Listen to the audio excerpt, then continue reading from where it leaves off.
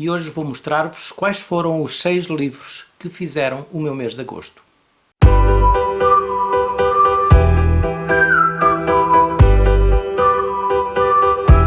Olá a todos e sejam bem-vindos ao meu canal As Minhas Leituras no Booktube. Hoje vou então revelar-vos quais foram os livros que li no mês de agosto. Foram leituras diferentes, variadas e que me deram muito prazer ler, exceto uma que não atingiu os seus objetivos. Mas já lá iremos. E vou então começar por um álbum de banda desenhada, porque o mês de agosto é sempre o mês do agosto ao quadrado, um mês onde nos dedicamos às leituras em banda desenhada, e eu li o Descender, o primeiro volume, Estrelas de Lata, um livro que me foi oferecido no Natal e que eu guardei para este mês porque era o mês do agosto ao quadrado, como eu disse, o mês onde lemos banda desenhada. Este projeto de banda desenhada e de ler banda desenhada é o projeto da Silvéria e este já é o terceiro ano em que participo. Este ano participei um bocadinho menos, porque participei só com esta leitura e que foi uma leitura que eu gostei bastante, uma leitura de ficção científica, uma história bem construída, com personagens bem feitas, engraçadas algumas. A única coisa que eu não gostei é que, por vezes, os desenhos e a arte não me pareciam totalmente acabados. Pareciam às vezes quase um esboço. Pode ser coisas minhas, mas a arte poderia ter sido um bocadinho melhor. Há partes muito bem desenhadas e depois há outras partes onde parece que parece quase um esboço que necessita de ser melhorado. É a única coisa que eu tenho a dizer deste livro, que dei 4 estrelas. E esta é a história deste autómato, este rapazinho robô, que se chama Tim 21 e que acorda 10 anos depois de ter havido um grande ataque ao planeta Terra, onde esse ataque foi realizado por robôs gigantescos. Esses robôs, a partir daí, todos os robôs foram considerados fora da lei, proibidos, não se pode ter, e este rapazinho acorda, e este autómato acorda sem saber isso, mas ele encerra também alguns segredos sobre a maneira como foi feito e sobre a possibilidade do seu DNA mecânico poder estar ligado aos robôs que atacaram o planeta. Inicia-se então uma viagem. Ele é procurado por caçadores de prémios, por várias personagens, e ele acaba por iniciar uma viagem de fuga na companhia do seu cão robô, o Bandit, e também o Broca, um droide mineiro, e muitas coisas acontecem nesta viagem que faz este livro. É um livro que, como já disse, gostei bastante. Falhou um bocadinho na arte, acho que poderia ter estado um bocadinho melhor na maneira como foi desenhado, poderia estar um bocadinho mais perfeito e com atenção aos detalhes, mas de qualquer maneira é um bom livro e é uma banda desenhada que aconselho a todos os amantes deste género. O próximo livro que li é um livro muito bonito, deve ser talvez um dos livros mais bonitos que me passam por este ano pelas mãos, e é um livro que eu já vos vou mostrar depois algumas imagens. Chama-se Fairies of the Fault Lines. É um livro que está aqui representado, é um livro grossinho, com imagens pintadas à aguarela,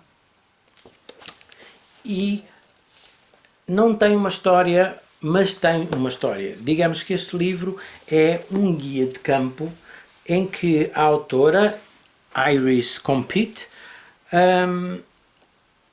passa para um outro mundo e mostra quais foram os seres que ela encontrou, que ela desenhou. É como se fosse um guia de campo de uma viagem entre o mundo real e o mundo da fantasia, o mundo mágico, que esta autora faz. Está muito imaginativo, está com imagens fabulosas. Adorei, é um livro de 5 estrelas. Espero que consigam. Este livro só está editado ainda, mas só está editado em inglês.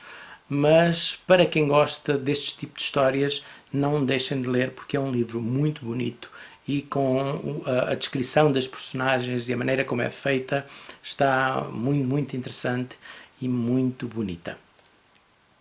E a terceira leitura foi The Midnight Library de Matt Haig, que eu já conhecia de Autostop Time, um livro que li acho que o ano passado e que gostei bastante também. A Biblioteca da Meia-Noite, eu li a versão original. É um livro de fantasia, mas um livro muito interessante e que tem vários aspectos que poderemos analisar. E neste livro temos então a história de Nora Seed, uma rapariga inglesa que a vida não lhe está a correr como ela queria. E ela está um bocadinho muito desesperada e acaba por tentar pôr fim à sua vida. Não é sobre este tema, também é sobre este tema o livro, mas o que acontece é que quando ela está numa situação de quase morte, ela é transportada para uma biblioteca, e esta biblioteca é uma biblioteca muito especial porque é a biblioteca da vida dela. Todos os livros que compõem a biblioteca, e são muitos, são todas as escolhas que ela não fez. Basta uma coisa simples. Ela, numa situação da vida dela, disse que sim a qualquer coisa. A hipótese, se ela tivesse dito que não, está lá em livro. Por isso são todas as hipóteses que ela não viveu da vida dela e que, através de uma bibliotecária, a biblioteca que ela até conhece, estas propostas de vidas diferentes podem ser vividas por ela. É um livro muito engraçado e bem imaginativo, como estão a ver pelo que vos estou a contar, e ela vai viver diversas vidas, vai também ter experiências que ela pensava que poderiam ser experiências bastante positivas na vida dela, umas mais, outras menos, e vai tirar algumas conclusões sobre a sua vida. É um livro que fala das escolhas que fazemos, fala também de esgotamentos, de depressão. É um livro que está muito bem escrito, a história está muito interessante, lê-se muito facilmente e lemos sempre com curiosidade de querer saber o que é que vai acontecer, qual é a próxima vida onde ela vai parar. E essas várias experiências, essas várias vidas que ela experiencia são bastante interessantes de observar e de seguir Nora Seed nesta viagem pelas várias vidas que lhe são apresentadas. E é engraçado ver as conclusões às quais ela chega e nós também podemos tirar conclusões sobre as nossas vidas, quem sabe. Acho que é este o objetivo também do livro. É um livro que dei 4 estrelas, espero que considerem esta leitura porque é uma leitura muito engraçada e interessante. O livro seguinte foi um regresso às leituras de e às histórias de Júlio Diniz. Eu já tinha lido as obras grandes de Júlio Diniz, mas faltava-me ler Os Serões de Província, que é constituído pela compilação de alguns contos que foram editados no Jornal do Porto nos anos de 1862-64 e depois foi reunido em livro e publicado em 1870, um ano antes da morte do autor, que o autor morreu novo com tuberculose. Este livro é então composto por vários contos ou curtas novelas, alguns mais pequenos, outros até com um tamanho considerável, mas todos bastante interessantes e todos que nos transportam imediatamente para o mundo e para a escrita de Júlio Diniz. Por isso, quem gosta de Júlio Diniz e ainda não leu Os Serões de Província, este é um bom livro para ler, porque traz aquele conforto e aquela das histórias de época e a maneira como são contadas por Júlio Diniz.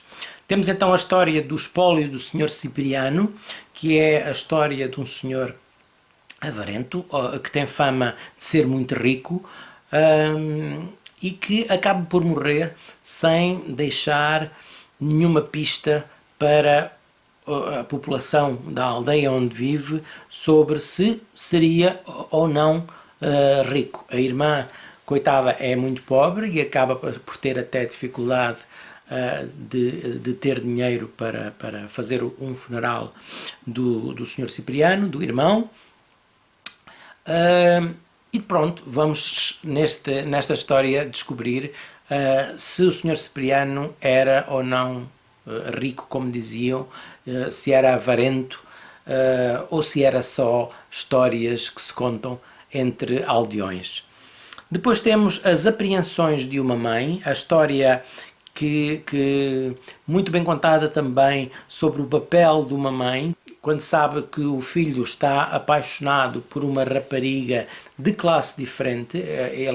A família é uma família de burguesia ou de classe alta, e a rapariga pela qual ele está apaixonado é uma rapariga do campo, uma rapariga da aldeia, e a mãe intervém sempre com o intuito de que o seu filho seja feliz na sua vida, que é o que todas as mães querem ou deveriam querer para os seus filhos. Como é que ela vai fazer isto? Porque é o que tem que descobrir ao ler este conto, que está muito engraçado também.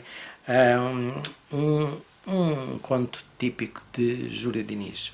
Os Novelos da Tia Filomena é outra história também incluída neste Serões de Província, e Os Novelos da Tia Filomena é uma história sobre superstições. Uma mulher é acusada de bruxaria e nesta história vamos descobrir a verdadeira história desta Tia Filomena, as razões de algumas características da sua personalidade que a levam a ser apelidada de bruxa. As pessoas, às vezes, quando não entendem algo, acabam sempre por criticar, e é o que vamos aprender e saber neste caso e nesta história. Depois, outro conto, Uma Flor entre o Gelo, é a história, e esta foi a história que eu gostei menos, é a história de um médico e a sua loucura por estar apaixonado por alguém muito mais novo, e a sua desilusão pela ciência e pela medicina pelo elixir da juventude não ter sido descoberto para lhe dar o prazer de ser aceite pela sua amada, que é muito mais nova do que ele, e ele já está numa idade avançada, mas sempre também com a capacidade ainda de se apaixonar.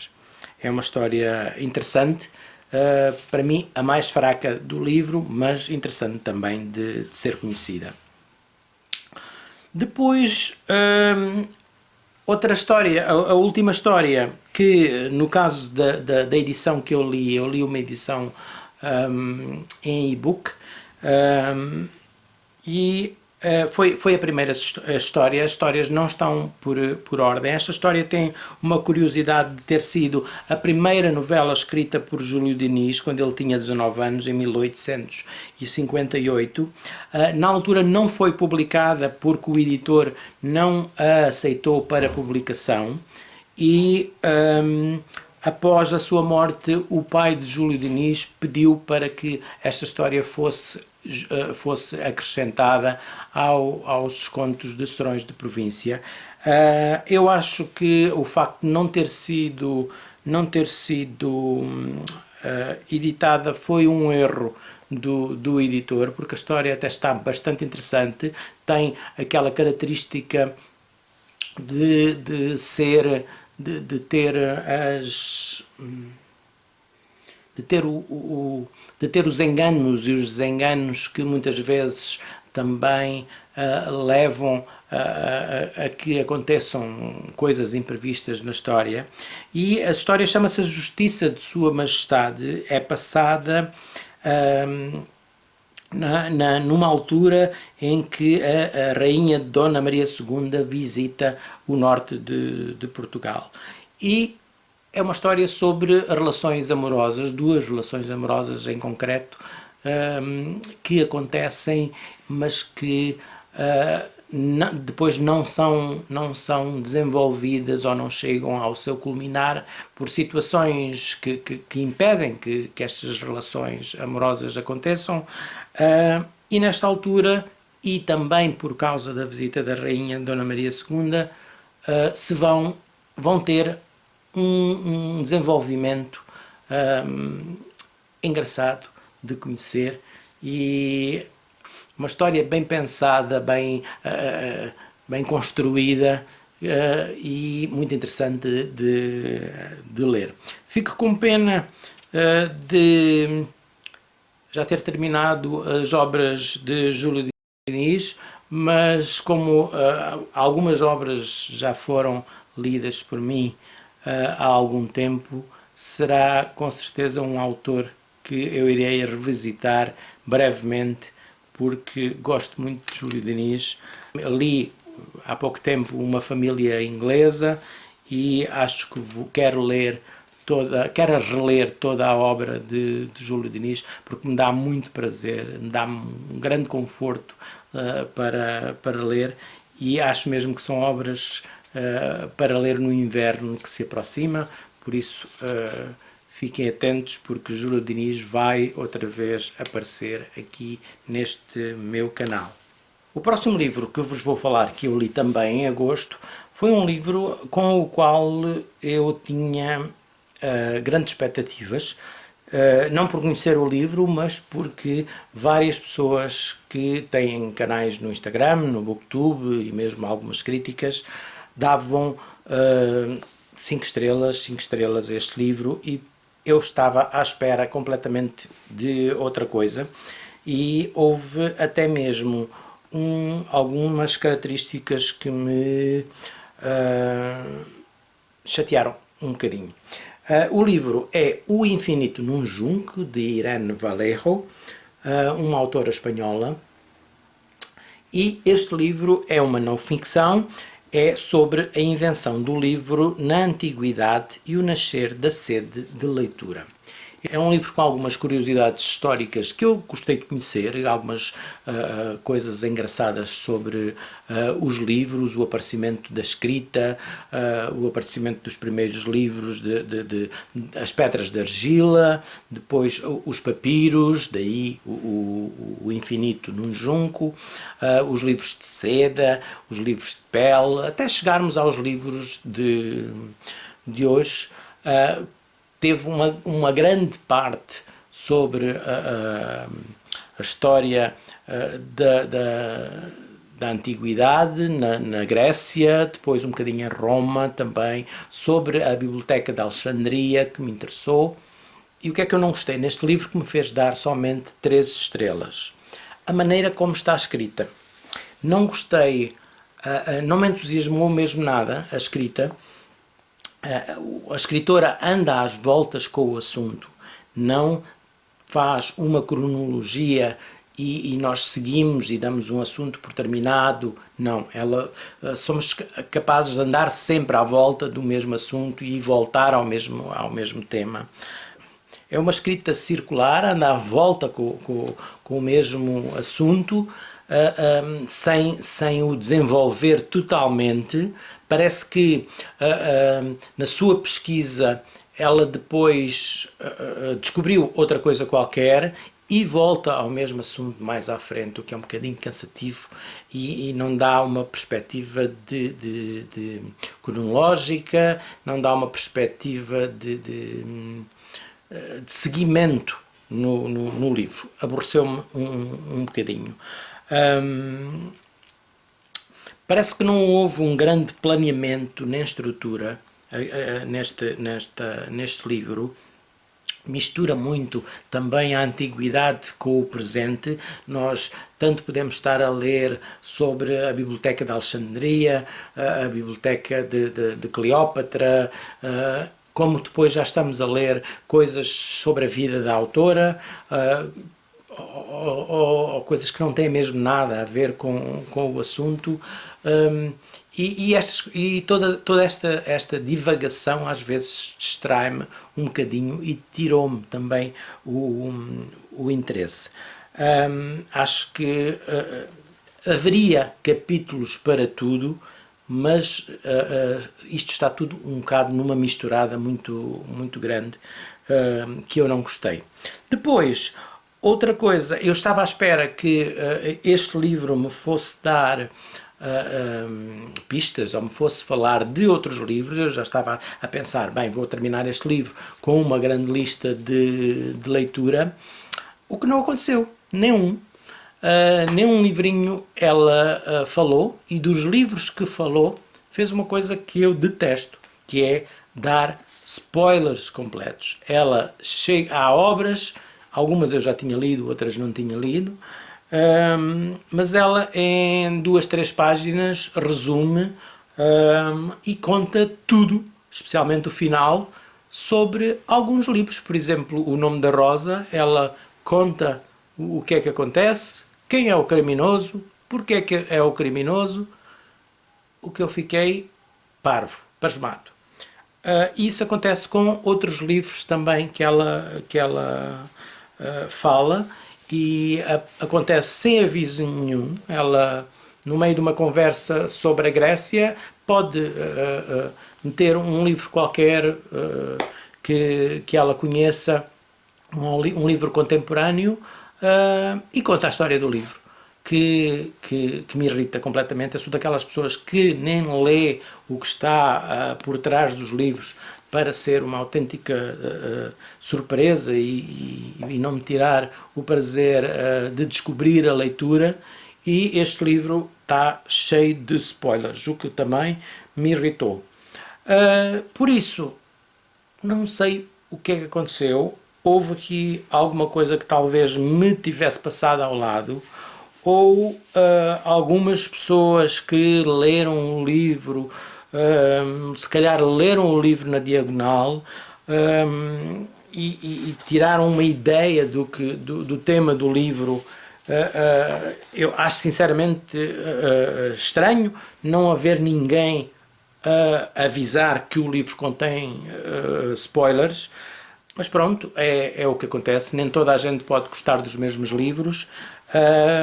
Este livro teria algo para me interessar, mas a sua estrutura, a sua escrita não me entusiasmou nada e irritou-me mesmo um bocadinho. Quando eu me começo a ficar irritado com os livros, é difícil depois de gostar. Por isso, O Infinito num Junco não funcionou para mim. Espero que não deixem de tentar ler, vão já atentos, são como eu, que não gostam de spoilers de livros, vão já atentos e com o pé atrás, porque eu gostaria de ter sabido isso e não sei se teria lido o livro se isso acontecesse, mas pronto. Esta foi a pior leitura apesar de ter sido uma leitura de 3 estrelas, como eu disse, gostei de algumas coisas, mas foi a pior leitura de agosto. A melhor leitura foi